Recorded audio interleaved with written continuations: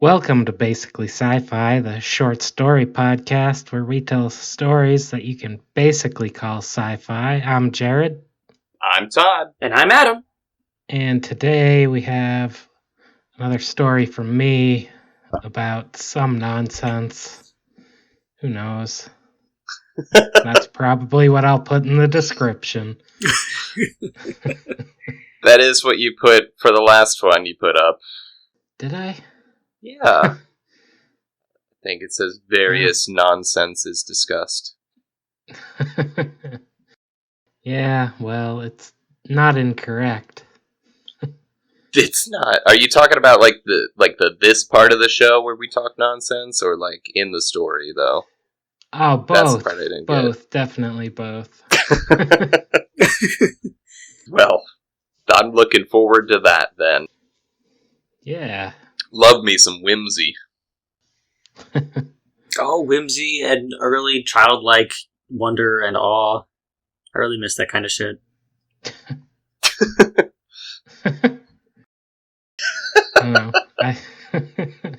I'm more than capable of acting like a child well into my 30s, so... I mean, watch out, because this is another Jared episode. You start saying, like, I miss this, or, like, this isn't good anymore. It's gonna go full out, just, like, depressing in a second here. Well, I mean, it is true that this life is miserable, so... I swear to God, we talk on a regular basis. It never ends up like this, except when we're recording. Yeah. No, but the world is terrible, though. There's a... And also, you know my views on life. And Yeah. This is a forum where I can share those views with other people. Yeah. You know that Theranos shit? What? Remember that shit? That fucking Theranos shit? Theranos? Yeah. Theranos? I don't... Is that It was that company... Thanos playing a theremin? It was that company that, like, promised they could do a blood test from a single drop of blood. And they're really just defrauding investors. Hmm? I haven't heard about that. I just read online that there was Yeah. another one of those companies, but they were taking turds from people and saying they could fucking analyze them. And they're also getting sued. A scam to just get people's poop? No, it's to get What are you $60 talking million dollars they got out of that. They somehow got out of that. And yeah, the world is terrible. When it comes to the point where you're lying to get people's poop to get money, like, Jesus. What are we doing? I mean, I suspect they were never planning on collecting people's poop. But... I hope. Damn it, I already sent them some. In an envelope. Hey, heard you guys needed some poop, so. Jesus. Well, no. When you said like life is terrible, I'm like, oh, that reminded me of like the 5 articles I read in the 2 minutes I was in the bathroom. I was like, oh man, Well, that's your problem. Yeah. You're educating yourself. I know. You know what they say, ignorance is bliss, and bliss is really the goal. Yeah, so just shut your head in the door. That's the whole phrase.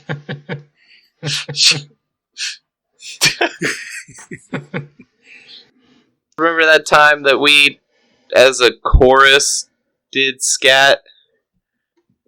And it was awful. Oh my god! I think during the actual like performance that we were supposed to do, I think I just refused. I think I just didn't. I didn't do anything. I stood up there at the front and was like, "Nope." What age were you? High school. Oh no, that's when you have like junior, senior year, self-awareness and shame. I mean, we were relatively out there, though, considering we did like theater and music and stuff. So yeah, we were theater kids, so we were used to making fools of ourselves. But that was a bit much for me. That one felt wrong. Yeah.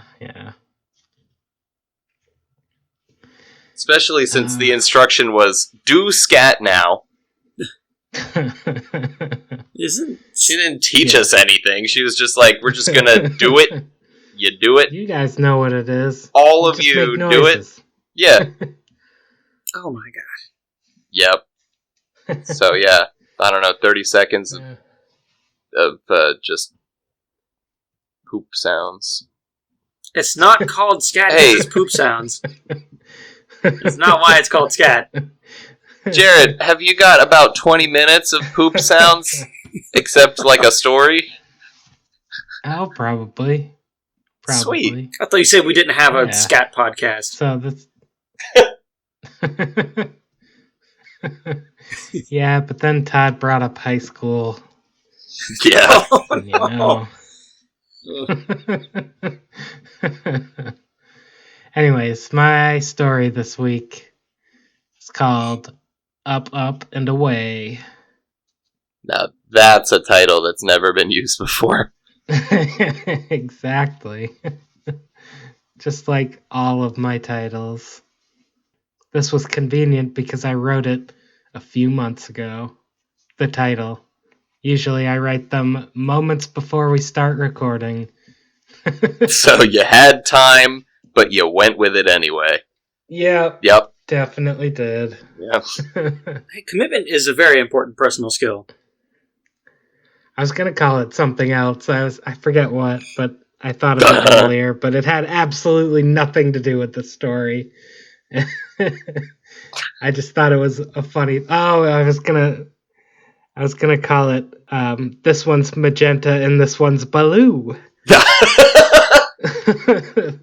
But again, nothing to do with the story. I've just been listening to that band so much. I know my recently. Chicken. You got to know your chicken. I know my chicken. Oh, that band. Oh, man. I sent you the link earlier, Adam. You just didn't listen to that other song. It's the one with my wife in it. I listened to the first 30 seconds of it. 30 seconds. How did that not get you hooked in? Right? It's such an amazing song. Oh my god. Like, are we just going to have a rendition of Birthday Cake? You know what I mean? You know what I mean? It's such a good... That whole album, the Viva La Woman by Chibamato, that's so fucking good. I mean, I love it. He might have been able to listen to... like 3 times last night.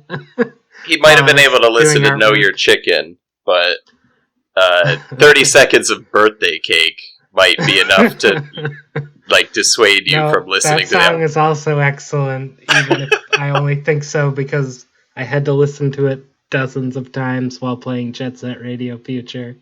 And until it became good. So that's what you got to do, is you got to listen to it 12 times, and then you'll be like, hold on, actually, this is great.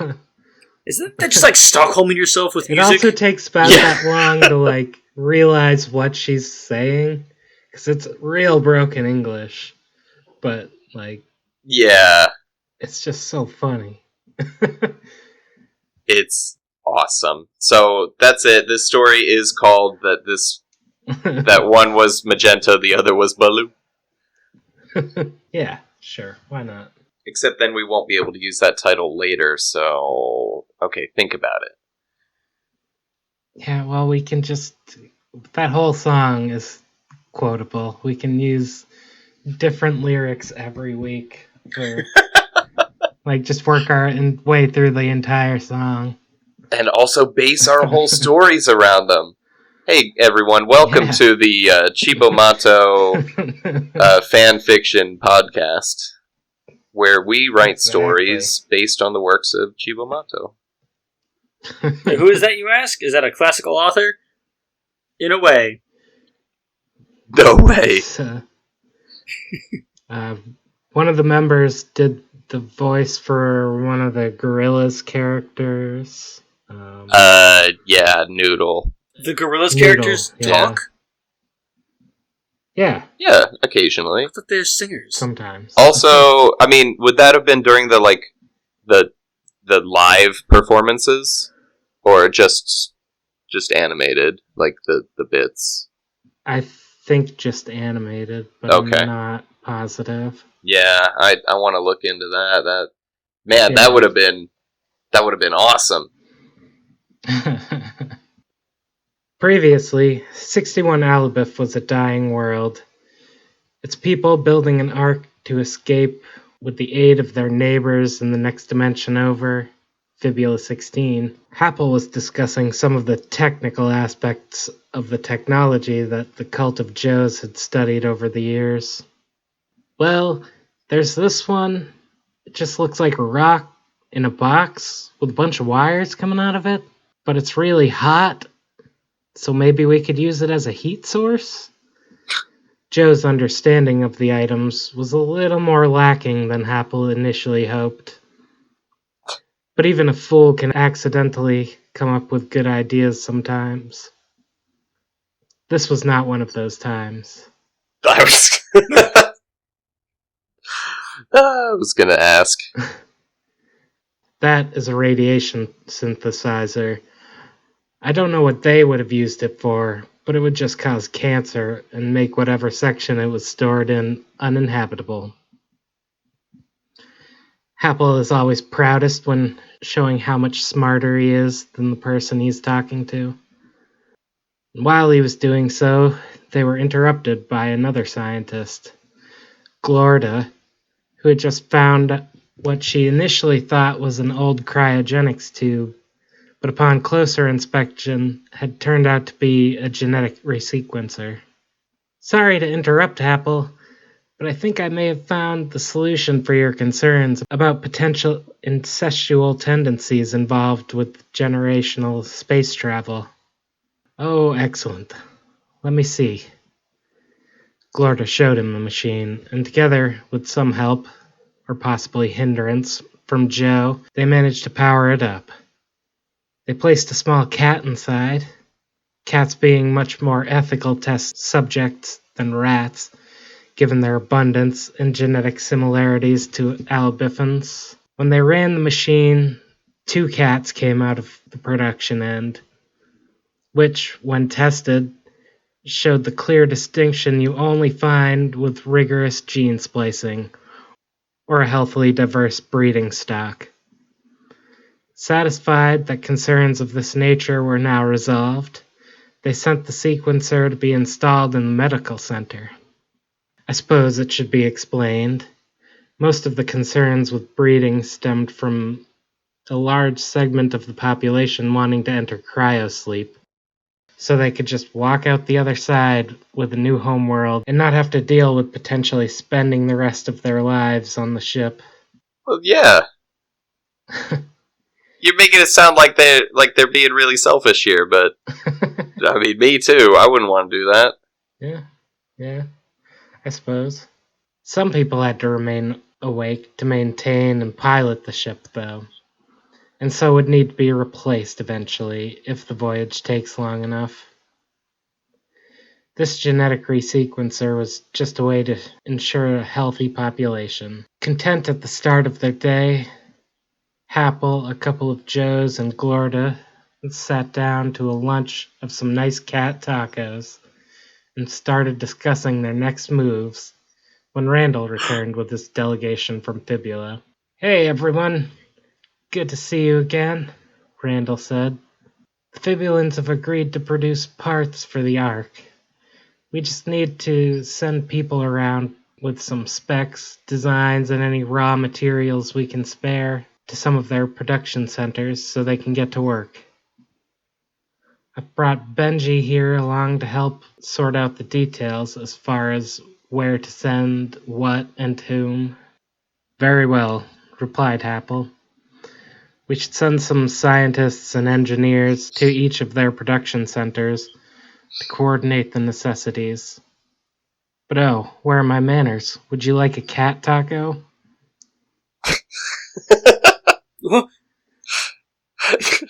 Don't eat those. Are they cloning the cats and then eating them?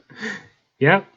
Yeah. Oh no. I guess that's the most ethical way when you think about it. Yeah, you don't want to just have 2 spare cats running around. Yes. Randall and the delegates sat down and joined the lunch party, with everyone sharing information, details, and specifics on how to move forward. There was some concern about taking too many scientists from Alabith in case they were needed to work on something more mission critical. Randall volunteered to manage the entire operation and ensure parts made it to the proper people. A few months after this, with production going well, everything was on schedule to make it off the planet with months to spare. Oh, good. Yeah. The entire population of Alabith had relocated to a single city where much of the ship was being assembled. Parts were being produced on planet and launched into space to be put together, just to avoid any costly mistakes that could occur when building a ship in an atmosphere and then launching it into space like some lunatic. It was now that Roger made his return. He brought with him Plum and the rest of the cloaking nudists, who immediately set about installing the cloaking device. They had plenty of time to consider where they went wrong the first time, but still they bickered. That wasn't the issue, dumbass. The problem started when you gave the ship's computer a personality, and it became embarrassed by all the people walking around its insides, Frunga said. She was Plum's associate, in that she provided the actual science behind the insane ideas that Plum came up with. Wait, like makes the science up afterwards? Like to make it fit? Justification? Yeah. Exactly. Alright. Is that not how you do it? Is that not That's how some science people do it. Well, I mean, yeah. Reverse engineering insanity. I think that's how it works. Well, there was that too, but how was I supposed to know the personality would be so shy? That's my damn point. You didn't know. You just acted on your harebrained scheme. This argument went on for some time, without much more than increasingly hostile insults being thrown, when Roger returned with Happle, who was quite interested in the idea of a cloaking device, as it would be pretty appealing for defensive purposes. Roger entered first to do a quick check to make sure everyone had their clothes on, and was happy he only had to tell one person to put pants on. Hello everyone, this is Happle. He's the lead scientist working on the ARC project, and will be deciding whether he thinks it's safe to install the cloak. There was a murmur of understanding acceptance. And then Frunga spoke up. Plum can give you specifics. Just don't let him make any tweaks to the computer. Do it yourself. Trust me on this one. She wouldn't be steamrolled into letting Plum fuck up another opportunity. Yeah, it makes sense, though. Yeah, well, I will take that into consideration. Happle was immediately put off by this group of aliens, many of whom seemed to be wearing bathrobes and little else. Yeah. The idea that the primary designer wasn't trustworthy was a bit concerning as well. However, more and more people were opting to enter cryosleep, and normal defensive measures were becoming less viable. This seemed like the best primary option for security. Happle, Plum, and Frunga went over the technical aspects of the cloaking device and worked out how to properly integrate it. But Plum was becoming restless in the visible world. So, Happy. It's Happle. And I don't care for that nickname. I'm not a minor. Of course. Sorry. I don't know why I'm sometimes just an asshole for no reason. No, I thought you were gonna make fun of me for constantly thinking that all your characters are dwarves. No, I don't know that I knew that you thought most of my characters were dwarves until just now. I've mentioned it a few times. Of course. Sorry. I don't know why I'm sometimes just an asshole for no reason. What I was going to say is, we've talked and come to the conclusion that if you would allow us to have cloaked living quarters, We would like to join you in your journey. Ooh. You know we are competent scientists and engineers, and you could use the assistance. I think that would be quite possible, yes. Happel was beginning to like Plum, and fully understand why Frunga warned him that he shouldn't be given access to the computers. He's lovable but eccentric, leaning more towards the eccentric. Excellent, it is agreed. We will, with your supervision, of course. Plum knew not to push his luck here.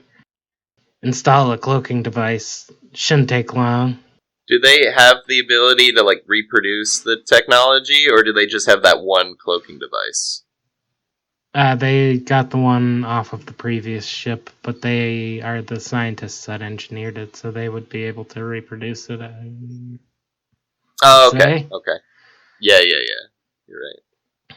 Although the lead designer or the lead engineer on the project got killed in the original test.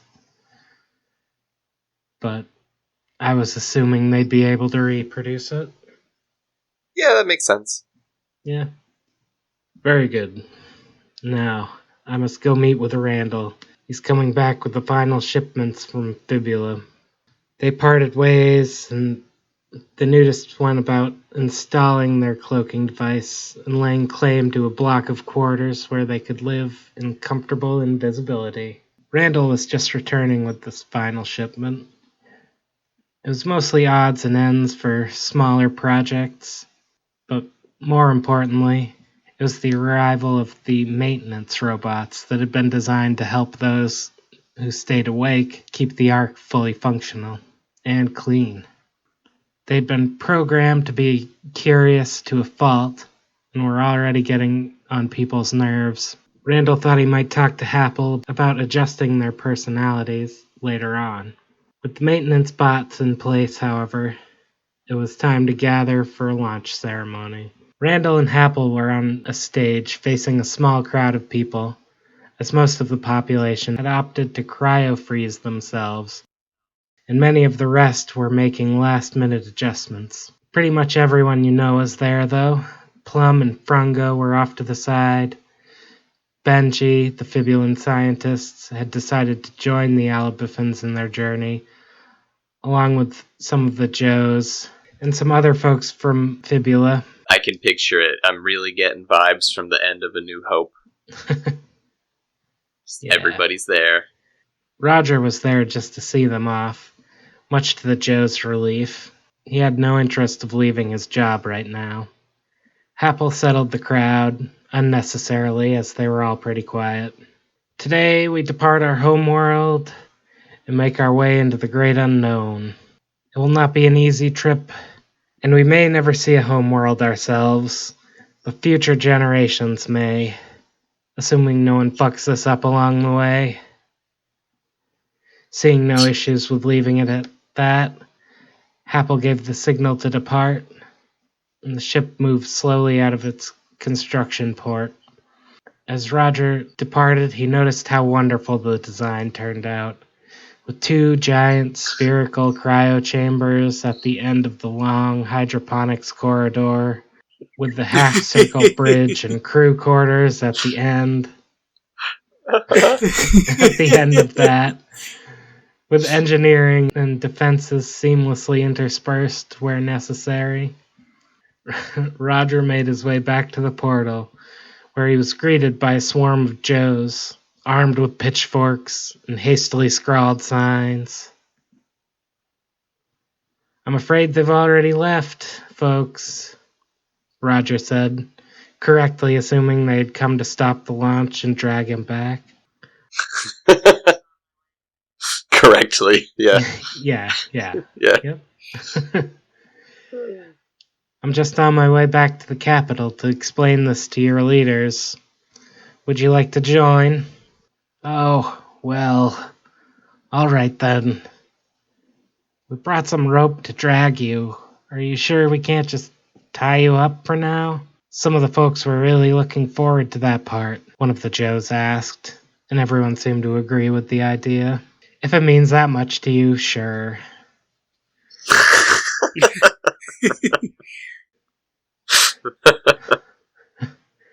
So the Joes did just that. They dragged him through the portal and onto a chariot, as seemed befitting for a god. Right. A boulder was rolled over the portal to try and seal it off, but it just passed through, instead accomplishing nothing. Don't worry about that, Roger said. I'll be back to seal it up soon. Man, bunch of foreshadowing going on in this episode. If it weren't for the fact that everything always works out in this series of stories, I would be very worried. No, it's actually not foreshadowing for anything. It's just Of course. drawing closure to that part of, like, not leaving a hanging, and, like, Roger is going to come back and seal up the portal. But So it's not like they are just going to have a world explode on the other side. I mean, what could go wrong? See, that is what I was worried about, but alright, I guess not. Okay, he will go back and close it later. Perfect. Yeah. If he makes it. Yeah. Dun dun dun dun. Nope, he will. Oh. Yeah. Because the story leaves with the ship, essentially. Yep. Yeah. And the Joes are left to live on their shitty planet full of Joes, where they do Joe stuff. I mean, the cult is fairly small on the planet. But anyways, Roger made his way back to the capital of Fibula 16 with the Joes and the scientists that didn't make the trip, to inform the leaders that their goals had been accomplished. And then he headed back to the space station to start catching up on whatever work he had missed. On board the Ark, while everyone was settling into their new lives, plotting courses, starting to grow crops, fiddling with cloaking fields for proper nudist decency, or just subterfuge to keep busy, Plum ran into one of the maintenance robots. Hey, fuck you. Watch where you're going. Plum's natural aggression was coming through a little bit, while waiting for the cloak to be fully operational. Sorry, sir, or ma'am. Is there any way I can make it up to you? The robot replied. And Plum was shocked. That's no way for a robot to live. Come with me. I'll help you stand up for yourself. To be continued. Okay, now that one was foreshadowing, right? Yes. Yes. Oh, it's Schrodinger's foreshadowing. It's not foreshadowing if you ask, right? Then it's just shadowing. No. Yep. I mean, I'm listening for the. Maybe it's just me, but I'm listening to all your stories, always waiting for something to go wrong because that's what I would do. But even like at one point you said everyone on the planet moved into one city. I'm like, my God, how horrible would that? That's a disaster waiting to happen. It'd be a shame if an asteroid came by. I think I just worded that kind of weirdly. Like, my intent was that they moved there to start boarding the ship, like to go into stasis or yeah, I know. But finish work. Gathering that many people into one place, the things that could go wrong, and nothing did because everyone's really pulling together. Well, I mean, if they just bicker and end up not making it off the world, then it's kind of hard to make into a comedy.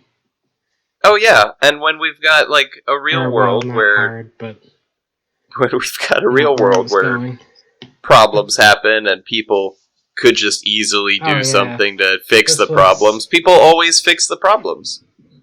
This was written a year or so ago at this point.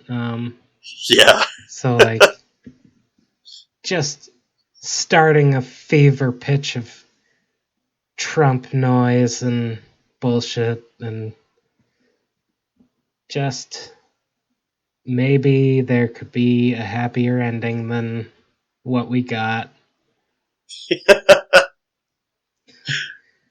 I like it. Yeah. I like happy endings. It is truly Yeah. escapist fantasy when everything works out just fine, and there's no bickering, and Right? everyone's reasonable. Yeah, no, and I definitely added more of that in later, like during the next several episodes are them traveling and like things get a little less courteous, Okay. but you know,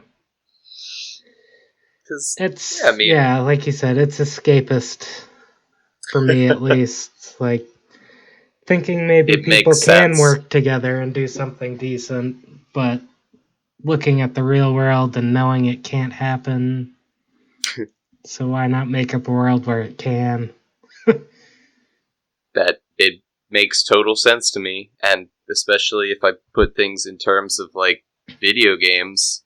When the pandemic started, the two games that came out were Doom and Animal Crossing, and both of them are escapist yeah. fantasies. One's a power fantasy where you It's can just very destroy different. anything, and the other's just like, what if everything was fine? What if? What if nothing was What wrong if and everyone worked together? what if we lived Yeah. in a capitalist nightmare, but nobody really minded? Just kind But, of like, paid Tom Nook. I when they could get a could. loan in that Yeah, world. get a loan. I could get a loan and pay it off. Do you have to get loans in Animal Crossing? Yeah, That's that's like like the whole conceit premise. of the game. Is Yeah. you're working to pay off your loans to Tom Nook, so that you But can there's no get pressure. more loans from Tom Nook to make your house Yeah. bigger or island bigger. There's no pressure because they're like, look, Yeah, we're all there's- working. We know you're working too, and you only have this much money, so you pay what's Pay reasonable. what you can when you can. Don't Yeah, worry about it. and I will also fulfill my commitment because I'm the one that took the loan. So hey, I'm trying. Shockingly reasonable. Yeah. Yeah. I'm waiting But for the that's what part we where they need say right they're now.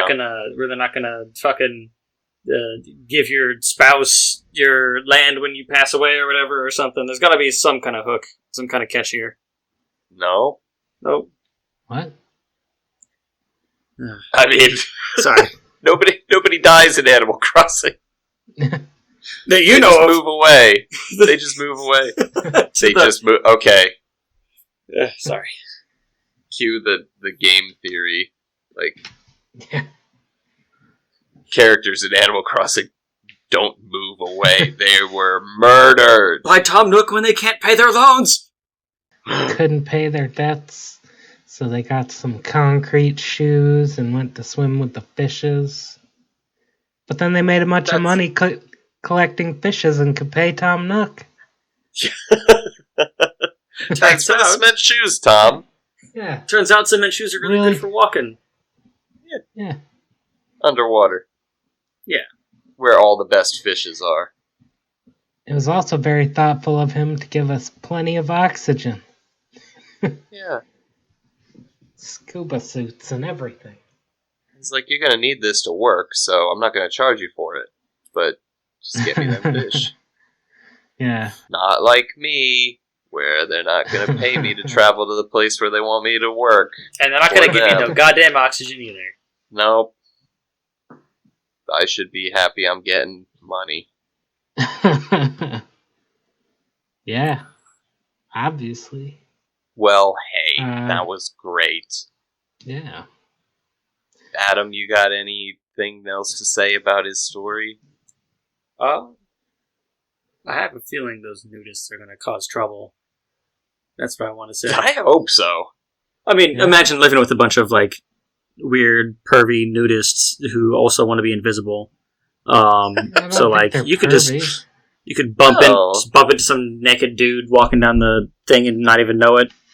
No, it's only their Yeah. living quarters are cloaked. So like Oh, Yeah. they can't just choose to be cloaked somewhere on the ship, but I thought they were They cloaked only the whole really time. found out that they were nudists after No. they got trapped in the cloaking device in the first place. yeah. Like, they didn't go into it trying to Yeah. be weird. They were just like, you know what? It's like That kind of worked. If no they one can all see thought me, it was funny, and then they all thought it was real nice. Yeah. oh boy. And then they found out that they all thought that, so they didn't feel so bad about it. And they shamed Roger for not joining in. I love when a group of people come up to me and say, get nude. And you say, no, I don't want to. And they say, what are you, a nerd? Don't worry, it's not a sex thing. Yeah, are you a weirdo? Why are you making this weird? Don't make this weird. And then I apologize. For not being nude in front of them. Well, you gotta give them what they want. I thought today's story was a nice, bright, shining ray of light, and we all need that sometimes. Yeah, I just like to make stupid jokes that make me laugh. I don't need to be hating the world I created as well as the one I live in. So Also, the giant dick ship was very funny. Oh yeah. I am embarrassed to say that I laughed my way through reading that. Even though I had written it and knew it was coming as soon as I started that paragraph, even though I hadn't read the story in months. It's a needless joke and makes me giggle. Yeah. It reminds me of like in Spaceballs when the big spaceship turns into a giant maid. And like, she has mega a maid. massive dong.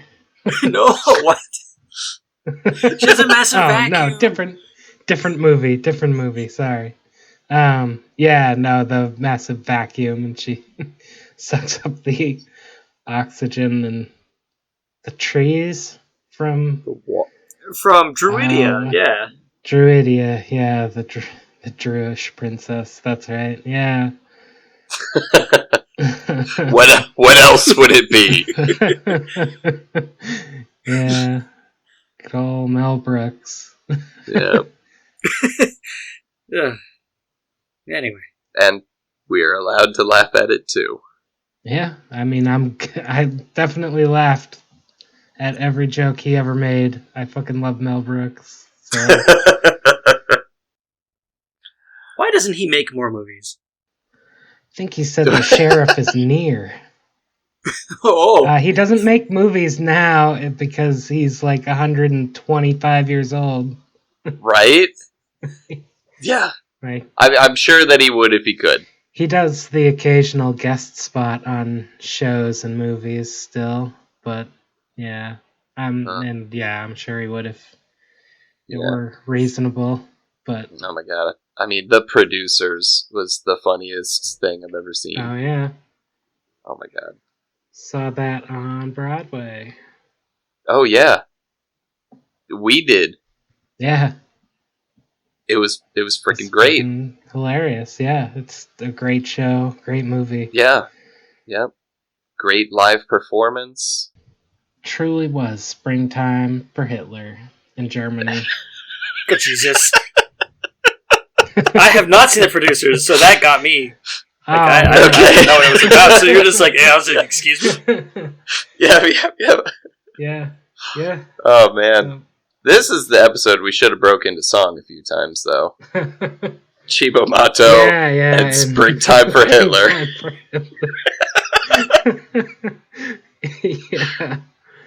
Yeah. Oh, well. You guys look it up. I'll watch it. Yeah. It's worth a look. Yeah. Teaches you why people from Dusseldorf are named Rolf. Mm-hmm. And other important lessons that the mainstream media won't tell you. Okay.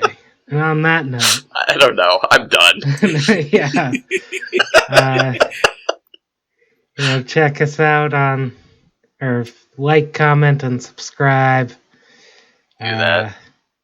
Check out our Discord. The link will be in the description. Will it this time? I did it last time. Okay. Dick. Yeah. So do all that, and I'll see you next time. Yep, it'll be a story by me next. Yeah. So, look forward to that. I will. Thanks, Adam. I enjoy it. All right. Bye. Bye. Bye.